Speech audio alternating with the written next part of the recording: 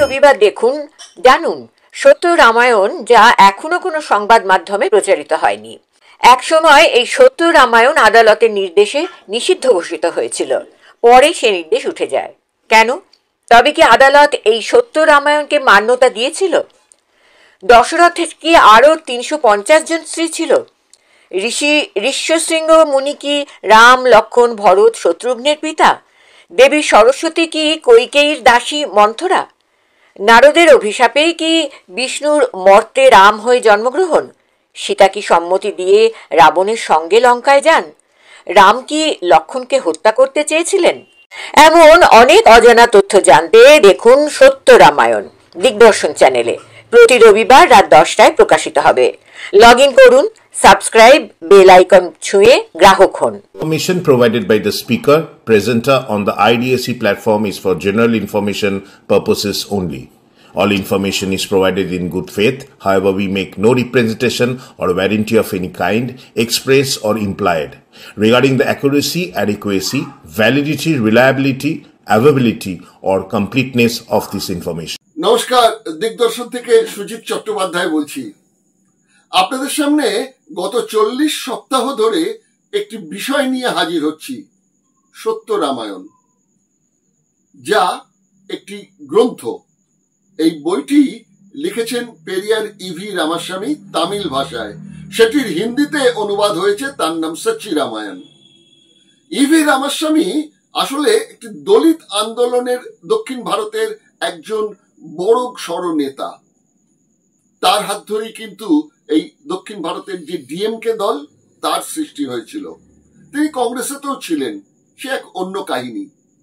দলিত আন্দোলন করার সময় তিনি বুঝতে পেরেছিলেন যে ব্রাহ্মণ্যবাদী এবং উচ্চবর্ণের মানুষ নিচের তলার মানুষকে কিভাবে শোষণ করছে।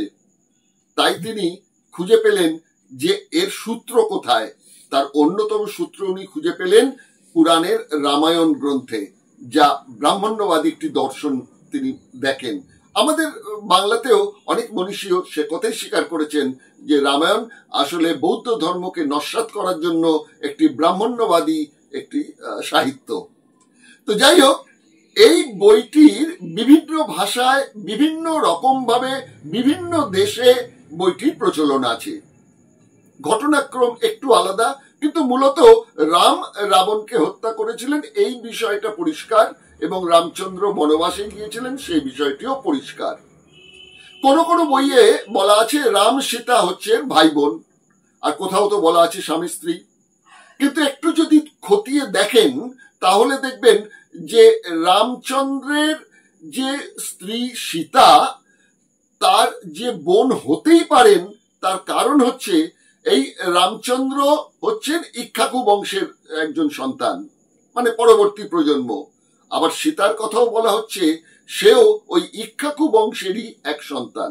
সুতরাং একই বংশের যদি দুটি ধারার দুটো সন্তান হয়, তাহলে তো সম্পর্কে ভাই বোন হবেই।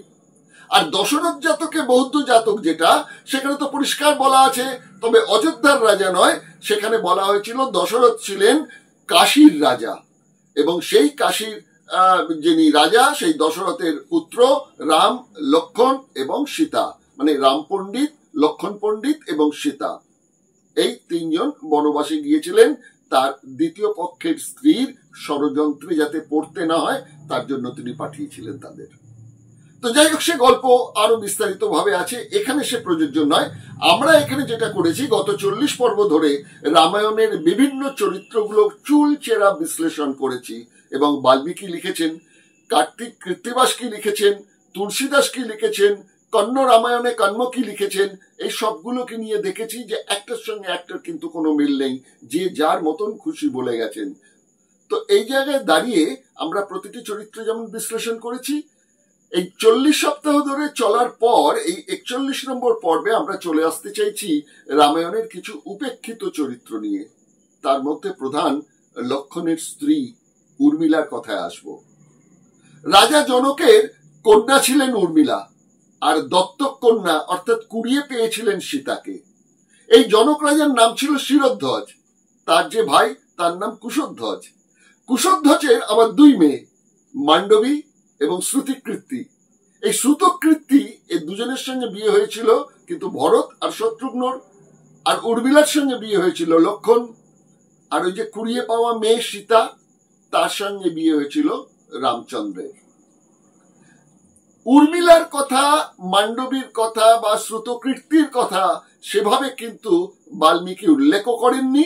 পরে অন্যান্য ভাষায় যারা লিখেছেন তারাও সেরকম গুরুত্বপূর্ণ হিসেবে তাদের স্থান দেননি। কিন্তু উর্মিলার বড় একটা স্যাক্রিফাইস আছে। আপনারা জানেন তো, রবীন্দ্রনাথও লিখেছেন উপেক্ষিতা উর্মিলার কথা। তো যাই হোক, আমরা এই মুহূর্তে যেটা করতে চাইছি সেটা হচ্ছে যে ওই যে চরিত্রগুলো রয়েছে এবং এই যে রাজা জনকের কথা বললাম তার পরিচয়, এইসব কথা নিয়ে একটু আলোচনা করব। তার সঙ্গে একটা প্রতিবেদনও থাকবে। এই প্রতিবেদনটা প্রথমে দেখুন, তারপর সরাসরি আমরা চলে যাব ওই দলিত আন্দোলনের কর্মী রঞ্জিত মিস্ত্রির সঙ্গে ফোনে একটি সাক্ষাৎকারে। সেখানে এই চরিত্রগুলো সম্বন্ধে একটু আলোচনা করব। আর পেরিয়ার ইভি রামাস্বামীর জীবনের যে আন্দোলনের পদক্ষেপগুলো ছিল সেই পদক্ষেপের দুটি পর্যায় নিয়ে আলোচনা করব।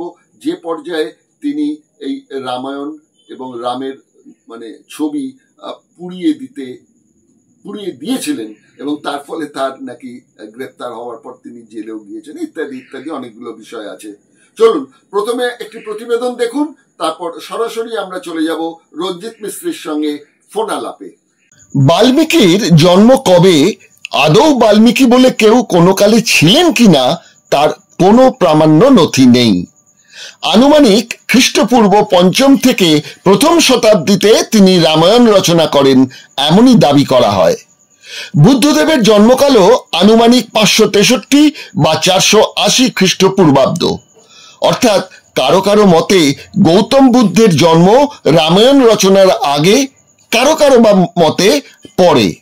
বৌদ্ধ ধর্মাবলম্বীরা বুদ্ধদেবের দাঁত, মাথার চুল ইত্যাদির অংশ রক্ষণের দাবিতেই অস্তিত্বের দাবি করেন। বহু প্রাচীন শিলালিপি বা প্রাচীন বুদ্ধ মূর্তিও মেলে, কিন্তু সমসাময়িক কালে বাল্মীকির কোনো লিপি বা মূর্তির প্রামাণ্য কিছু মেলেনি। শুধু বিশ্বাসে মিলায় বস্তু এই আপ্তবাক্যকেই স্মরণে রেখে প্রচার হয়ে এসছে।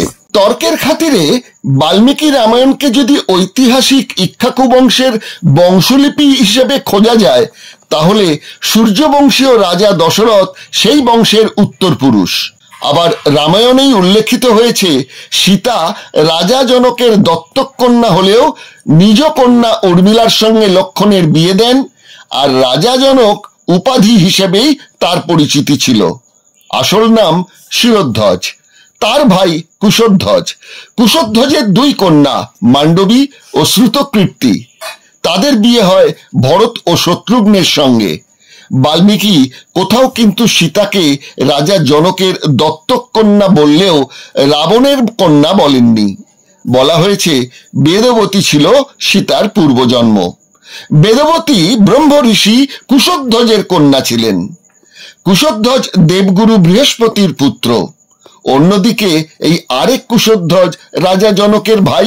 এহেন বৃহস্পতি তার ভাই উতথ্যের স্ত্রীকে ধর্ষণ করতে চেয়েছিলেন। আবার তার আরেক ভ্রাতৃবধূকে ধর্ষণ করা সত্ত্বেও তিনি কিন্তু দেবলোকে দেবগুরু নির্বাচিত হয়ে যান।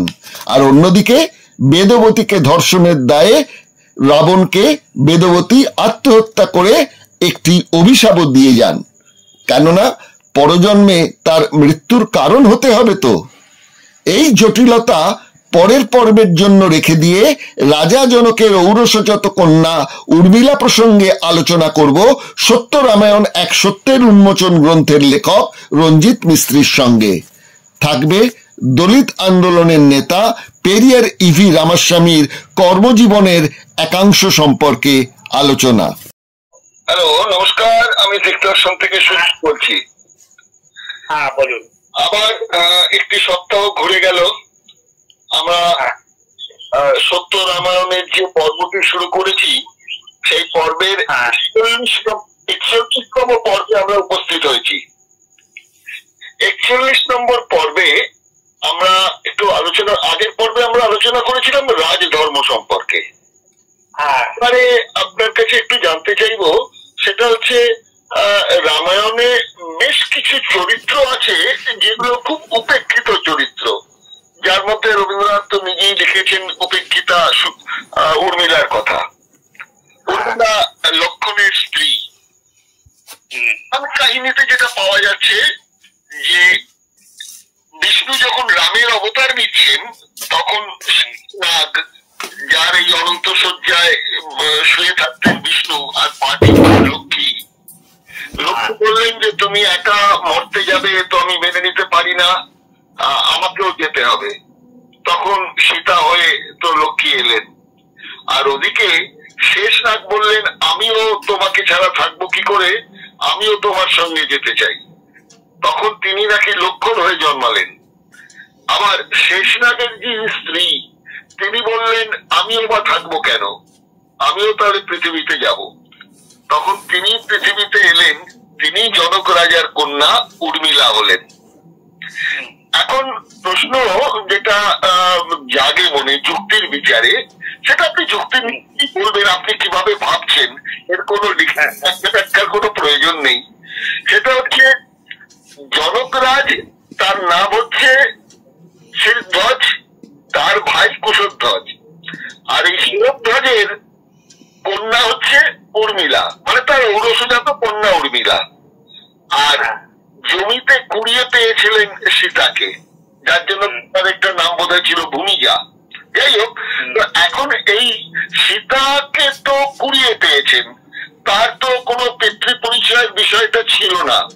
তো অযোধ্যার রাজা, রাজপুত্র আর কি, ভবিষ্যতের রাজা রামচন্দ্র জনক রাজার মেয়েকেই যদি বিয়ে করার ব্যাপার ছিল, তাহলে যার পিতৃ পরিচয় আছে, মানে ঔরসজাত কন্যা জনকের উর্মিলা, কিংবা তার ভাই কুশধ্বজের যে মেয়েরা ছিল, যেমন হচ্ছে আপনার মান্ডবী আর সুতকৃতি, তাদের তো বিয়ে করতে পারতেন। তা এরকম পিতৃ পরিচয়হীন একজনকে অযোধ্যার মতন একটি দেশের রাজার, যিনি ভাবী রাজা, তিনি বিয়ে করলেন। এটা আপনার যুক্তির বিচারে বাল্মীকি লিখেছেন, এটাকে আপনি কিভাবে দেখছেন? দেখুন, সীতাকে এখানে যেভাবে প্রজেক্ট করা হয়েছে সেটা আপনি একটু চরিত্রগতভাবে দেখুন। সীতা মানে হচ্ছে জমির হাল, জমির হাল লাঙল চালানোর পরে যে একটা ইয়ে হয়, রেখা হয়, সেটা।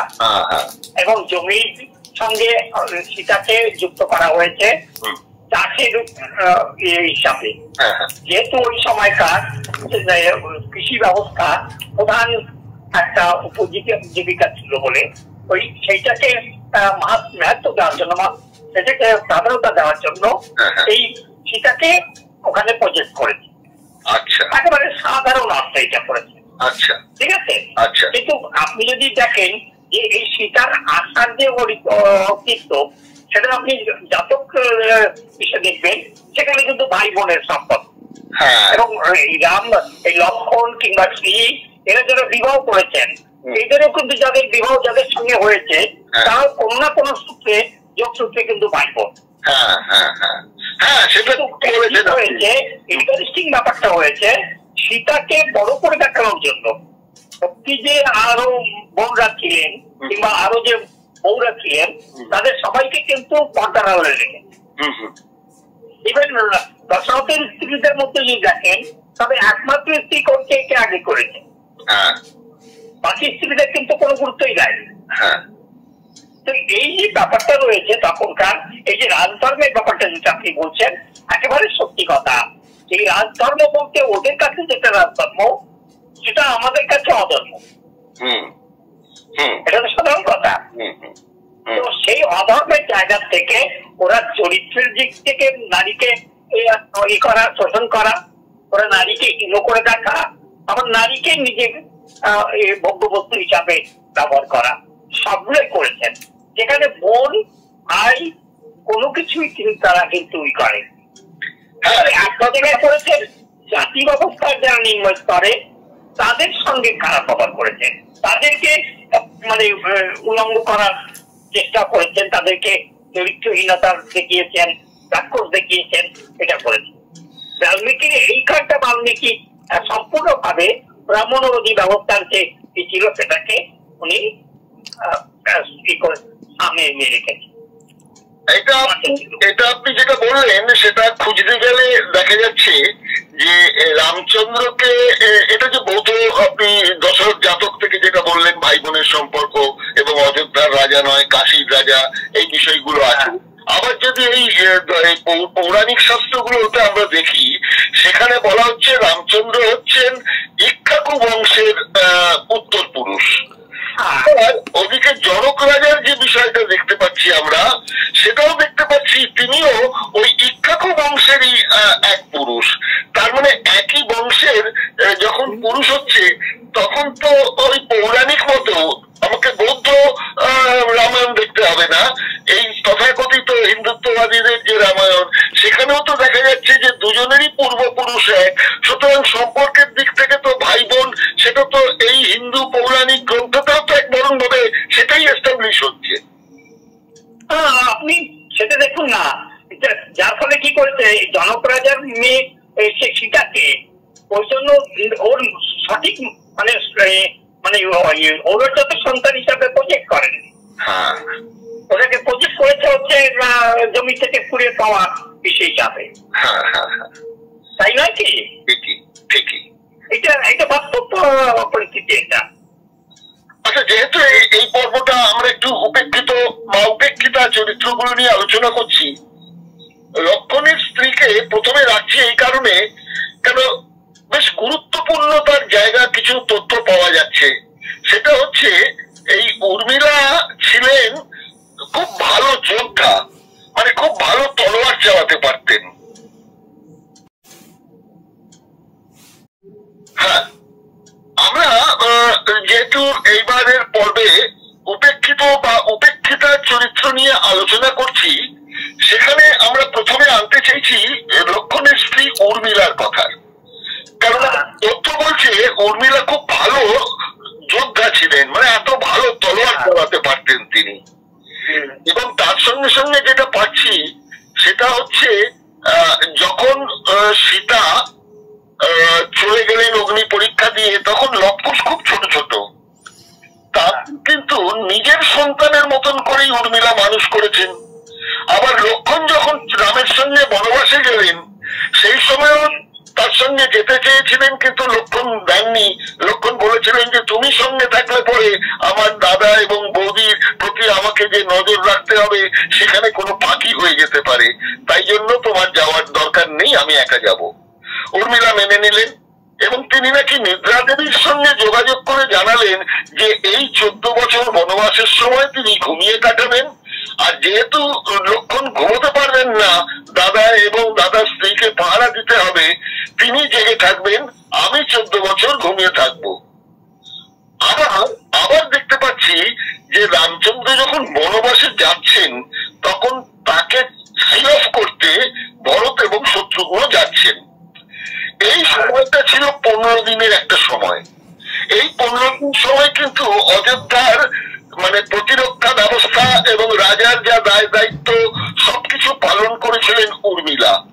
তাহলে যে উর্মিলা দশরথ বেঁচে থাকতে রামের অবর্তমানে, লক্ষণের অবর্তমানে, ভরত শত্রুঘ্নের অবর্তমানে দেশ চালাচ্ছেন, পরবর্তী সময়ে যখন মারা যাচ্ছেন দশরথ, তখন তো তারই তো ওই দেশ চালানোর কথা, কিন্তু তিনি 14 বছর ঘুমিয়ে কাটাচ্ছেন। তাহলে সেই সময়টা অযোধ্যা চালালো কে? মানে অযোধ্যার সিংহাসনে বসে যে চালানোর কথা বলছেন ভরতকে, তো সেই সময় উর্মিলার অ্যাক্টিভিটিসটা কি ছিল? আর সেটাই দেখুন, উর্মিলাকে এখানে যেভাবে মানে পিছনে রাখা হয়েছে, যদি আপনি চরিত্রগত ভাবে দেখেন, তবে উর্মিলা কিন্তু সীতার চাইতে অনেক বেশি তেজস্বিনী, সীতার চাইতে অনেক বেশি ছিল, প্রখর ছিলেন। তা সত্ত্বেও ওই কান্নাকাটি করা সীতাকে মহান বানানোর চেষ্টা করছে, কিংবা মানে সোনা গয়না পড়া রাখার এক মহিলাকে, তাকে যার জমি থেকে তুলে নিয়ে আসার ইতিহাস রয়েছে, তাকে বড় করে দেখানো হয়েছে। যেহেতু আমাদের সমাজে যারা এই ধরনের তেজস্বিনী নারী তাদেরকে পর্দার পিছনেই সবসময় রাখার চেষ্টা করা হয়েছে। এবং সেই হিসাবে এই ধরনের নারী যারা এই বেশি করে ওই পরিবারের মধ্যে থাকে, কিংবা তারা সোনা গয়না এবং এইসব নিয়ে ব্যস্ত থাকে, রূপসজ্জা নিয়ে ব্যস্ত থাকে, সেই ধরনের নারীকেই কিন্তু এখনো ব্রাহ্মণবাদীরা সবচেয়ে বেশি প্রাধান্য দেয়। সেটা ঠিক। এবং এখানেও এই ইতিহাসটা উর্মিলার সঙ্গে ঠিক সেই রকম ব্যবহার করা হবে। তো এখানে আমরা দেখতে পাচ্ছি যে উর্মিলার 3টি সন্তান, তার মধ্যে 2টি ছেলে অঙ্গদ এবং চন্দ্রকেতু, আর মেয়ের নাম হচ্ছে সমদা।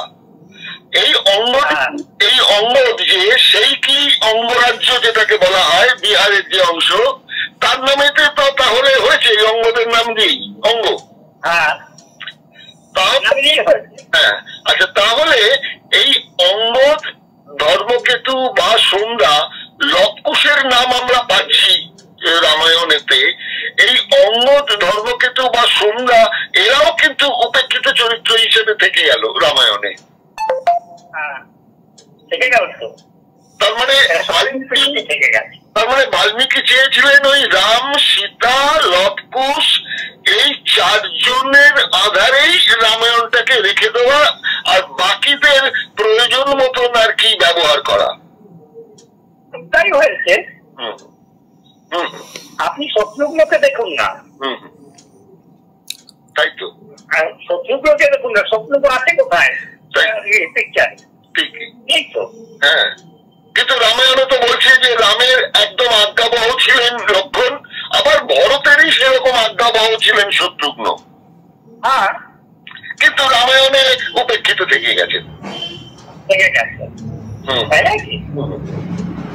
আমরা এই পর্বগুলোতে আরো কিছু উপেক্ষিত চরিত্র রামায়ণে যারা আছে তাদের এক এক করে আনবো। আমরা একটু আধুনিক যুগে চলে আসি ওই পেরিয়ার ইভি রামাস্বামী সম্পর্কে, যার সম্বন্ধে আমরা কিছুই জানতাম না এবং এখনো বাংলার মানুষ জানে না, এবং দলিত সম্প্রদায়ের যে মানুষ তাদের কাছেও সেইভাবে কোনো পৌঁছে দেয়নি। দলিত নেতা বা দলিত আন্দোলনে যারা জড়িত থাকে আপনার আগে কেউ তেমন ভাবে এটি পৌঁছে দেয়নি। আমি চলে যেতে চাইছি 1955 সালে। 1955 সালে আপনি আপনার রামায়ণ এক সত্যের উন্মোচন বইয়ের 125 নম্বর পৃষ্ঠায় লিখেছেন যে পেরিয়ার জনভাবনার বিরুদ্ধে গিয়ে তামিলনাড়ুতে হিন্দিকে অনিবার্য করার যোজনার বিরোধিতা ঘোষণা করেন এবং একটা নির্দিষ্ট তিথিতে দেশের রাষ্ট্রীয় পতাকা জ্বালাবেন বলে স্থির করেন এবং সর্বজনিক এক স্থানে গিয়ে রামের ছবি জ্বালান এবং হিন্দি অনিবার্য করার বিরুদ্ধে সিদ্ধান্ত নেওয়ার ফলে তিনি গ্রেপ্তার বরণ করেন। তাহলে সেই সময় তো একটা মারাত্মক সাহসিকতার কাজ করেছিলেন পেরিয়ার। অসম্ভব সাহসিকতা। মানে আপনি চিন্তা করতে পারবেন না আজকের দিনে যদি দাঁড়িয়ে আপনি এই কাজটা করতে যান, তবে হয় সঙ্গে সঙ্গে আপনাকে জেলে পড়বে, আর নতুবা আপনাকে মানে শেষ হয়ে যেতে ধরে মারা যাবে। সেই ক্ষেত্রে আজকের পেরিয়ার কতগুলো সাহসিকতার কাজ করেছে দেখুন। তিনি 1954 সালে 31 জানুয়ারি মায়ানমার গেলেন। মায়ানমার গিয়ে তিনি সেখানে হিন্দু ধর্ম মানে বৌদ্ধ ধর্ম গ্রহণ করবেন বলে 2.5 বছর জয়ন্তী উপলক্ষে উনি ওখানে পৌঁছেছিলেন স্ত্রীর সঙ্গে। তার ধারণা ছিল যে তিনি বৌদ্ধ ধর্মের মিলি করবেন। সেখানে আম্বেদকরের সঙ্গে তো দেখা হয়েছিল। আম্বেদকরের সঙ্গে তারা এখানে দেখা করলো এবং আম্বেদকরকে অনেক মানে প্রশংসা করলেন।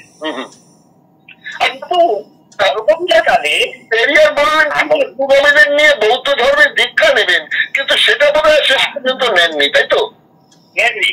তার একটা দুটো কারণ তিনি দেখিয়েছেন। আচ্ছা। এবং সাহসিকতার পরিচয় দিয়েছেন। আচ্ছা।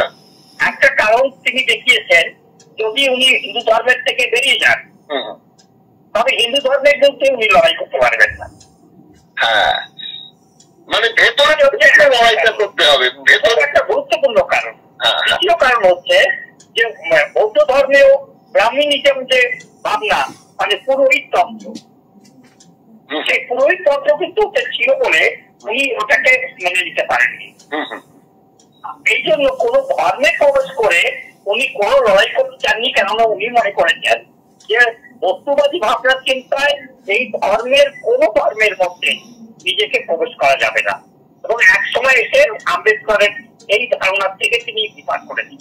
আম্বেদকরের সঙ্গে পছন্দ করেছেন, কিন্তু আম্বেদকরের সঙ্গে ধর্মের ধ্বজাধরে প্রবেশ করার যে জায়গাটা সেটা নিয়ে বর্জন করেছেন।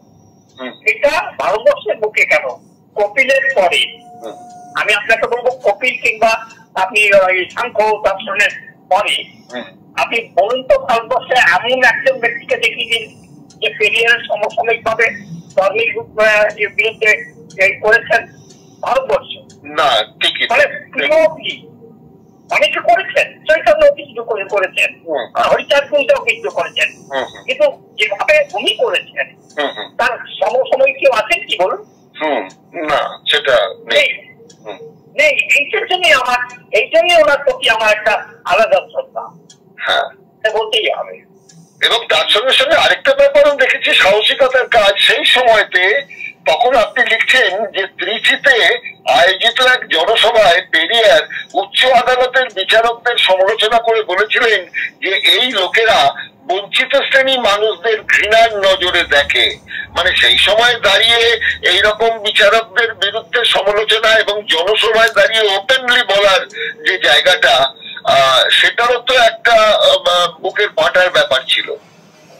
আজকের দিনে ওটার প্রাসঙ্গিকতা রয়েছে না, ওই জিনিস যেটা উনি তখন বলেছেন আজকে 50 বছর 60 বছর 70 বছর পেরিয়ে যাওয়ার পরে, 85 বা 80 বছর পেরিয়ে যাওয়ার পরে পেরিয়ার যে কথাটা তখন বলেছিলেন আজকে সেই কথাটা সঠিক কি নয়? তাই তো, 100% সঠিক। তাই তো, একজন দার্শনিককে আপনি কি দৃষ্টিতে দেখবেন? ভবিষ্যতে কোন একটা পরিস্থিতি তৈরি হচ্ছে এবং আছে এই পৃষ্ঠা, যখন তিনি দাঁড়িয়ে সমস্ত বিরুদ্ধের পক্ষেও তিনি সেটা বলে গেছেন, তার চেয়ে বড় জিনিস কি উঠতে পারে একজন দার্শনিকের কাছে? এই জন্য ওনাকে ভলতেয়ারের সঙ্গে তুলনা করা হয়, দার্শনিক ভলতেয়ারের সঙ্গে তুলনা করা হয়। ভারতের ভলতেয়ার রামাস্বামী, ভলতেয়ার বলা হয় ওনাকে, ঠিকই ভলতেয়ার বলা হয়, ঠিকই। তো আজকের সময়সীমা প্রায় ফুরিয়ে এলো। তো আপনার কাছে আমি যেটা জানতে চাইবো, সর্বশেষ আপনার কাছে যেটা জানতে চাইবো যে এই যে লড়াইটা পেরিয়ার ইভি রামাস্বামী করলেন, এই মুহূর্তে দক্ষিণ ভারতে এই পেরিয়ার রামাস্বামীর পতাকাটাকে ধরে রেখেছেন এরকম কেউ কোনো একজন ব্যক্তি কি পাওয়া যাচ্ছে? না, ও হয়ে গেছে। মানে শাসক যারা পরবর্তীকালে যারা শাসক হয়েছে এবং তাদের মধ্যেও যে পরিবারতন্ত্র একেবারে ভীষণ ভাবে জেগে উঠেছে, যেটা তখন পেরিয়ারও তখন আশঙ্কা ব্যক্ত করেছিলেন যে তামিলনাড়ুতেও কিন্তু কোন রকম কোন মন্ত্রিত্ব কিংবা কোনো পদ নেননি। উনি সম্পূর্ণভাবে নিজেকে সংগ্রামের জমিতে লড়াই করার জায়গাটা বেছে নিয়েছেন এবং একটা সময় এসে দ্রাবিড় কাজাগমের সঙ্গেও ওনার যে বিরোধিতাটা হয়েছিল এই যে একটাই কারণে যে ধীরে ধীরে ওই চেনটা দিচ্ছে যে ওনাকে ইউজ করে মানে সরকারের জমিয়ে থাকার যে মানসিকতা সেটা পুরো করে গেছে এবং আজকে সেটা একটা প্রবল আকার ধারণ করেছেন। যদিও গ্রাউন্ড লেভেলে অনেকে আছেন যারা কাজ করছেন এবং এটা উত্তর ভারতে ধীরে ধীরে ছড়িয়ে পড়েছে।